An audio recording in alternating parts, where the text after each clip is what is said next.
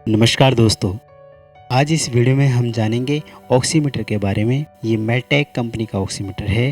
Unboxing और features के साथ साथ हम जानेंगे पल्स ऑक्सीमीटर कैसे काम करता है, इसके पैरामीटर और इनकी रेंज क्या होती है, PI एंड RR क्या होता है जो कि ऑक्सीमीटर की LCD पर दिखता है, कौन कौन सी ऐसी कंडीशंस हो सकती हैं जिनके होने से इनएक्यूरेट रीडिंग आ सकती है, और देखेंगे कि क्या करने से एक्यूरेट रीडिंग आए। मेडटेक ऑक्सीमीटर ये कुछ इस तरह की पैकेजिंग के साथ में आता है जो कि मेड इन इंडिया प्रोडक्ट है। 1 ईयर की वारंटी मिल जाती है इसमें। तो जल्दी से इसको हम खोल लेते हैं। तो सबसे पहले हमको देखने के लिए मिलता है finger pulse oximeter user manual.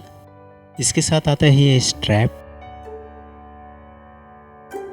तो फाइनली ये है हमारी मेन डिवाइस। इस स्ट्रैप को ऑक्सीमीटर में आसानी से लगा सकते हैं। बैटरी इंसर्ट करने से पहले हम समझ लेते हैं कि पल्स ऑक्सीमीटर कैसे काम करता है। पल्स ऑक्सीमीटर में एक लाइट एमिटिंग डायोड होता है विच passes light through the finger, और पल्स ऑक्सीमीटर का जो दूसरा एंड है वो लाइट को एब्जॉर्ब कर लेता है।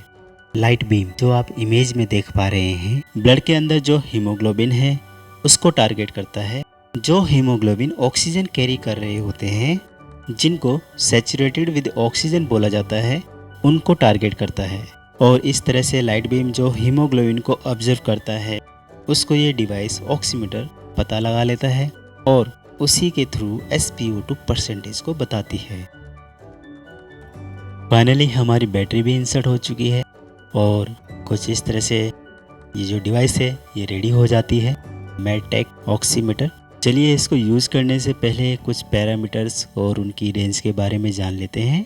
SpO2 सैचुरेटेड पेरिफेरल ऑक्सीजन, इसकी नॉर्मल रेंज 95% से ऊपर होनी चाहिए। अमेरिकन लंग्स एसोसिएशन इस लिमिट को 90 से 92% तक बताता है। पल्स के लिए नॉर्मल रेंज 60 से 100 बीट्स पर मिनट है। ऑक्सीजन और पल्स रेट के अलावा दो पैरामीटर और दिखाता है जो कि PI और RR है। PI परफ्यूजन इंडेक्स होता है जो कि बेसिकली एक रेशियो होता है पल्सेटिंग ब्लड फ्लो और नॉन पल्सेटिंग ब्लड फ्लो का। ये पल्स स्ट्रेंथ के बारे में बताता है। PI का नॉर्मल रेंज 0.02 से 20% के बीच में होता है। जितनी ज्यादा PI की वैल्यू होगी, पल्स स्ट्रेंथ उतनी ही ज्यादा होगी। RR की बात करें तो ये ब्रीथ रेट को बताता है, जिसकी नॉर्मल रेंज 12 से 20 ब्रीथ पर मिनट होती है। जिनको रेस्पिरेटरी प्रॉब्लम होती है उनके लिए PI और RR मॉनिटरिंग के इम्पोर्टेंट पैरामीटर्स होते हैं। रीडिंग लेने से पहले ये जानना जरूरी है किन कंडीशंस में करेक्ट मेजरमेंट होता है।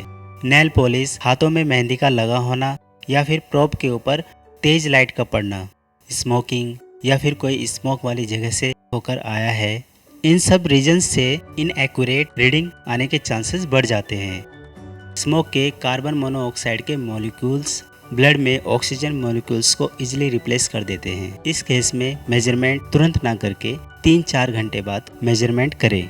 सही मेजरमेंट करने के लिए डोमिनेंट हैंड की मिडिल फिंगर को यूज करें। हाथ ज़्यादा गर्म या ज़्यादा ठंडा ना हो, रिलैक्स रहे और आपके हाथों का लेवल आपके हार्ट से नीचे रहे। चलिए ये सब जानने के बाद में फाइनली हम मेजरमेंट करके देखते हैं। यहाँ पर मैंने इंडेक्स और मिडिल फिंगर दोनों से ही मेजरमेंट किया है, और चलिए देखते हैं कि फाइनली क्या रीडिंग आती है। ऑक्सीजन और हार्ट बीट तो ये तुरंत बता देता है, लेकिन PI और RR के लिए थोड़ा समय लेता है। फाइनली हमारे यहाँ पे PI और RR की रीडिंग भी आ चुकी है। तो ओवरऑल मेजरमेंट कुछ इस तरह से है। ऑक्सीजन सैचुरेशन 99 और 100 के आसपास में है। हार्ट बीट 62 से 65 है। RR दोनों केस में 21 है, लेकिन PI में डिफरेंट फिंगर होने की वजह से काफ़ी डिफरेंस है।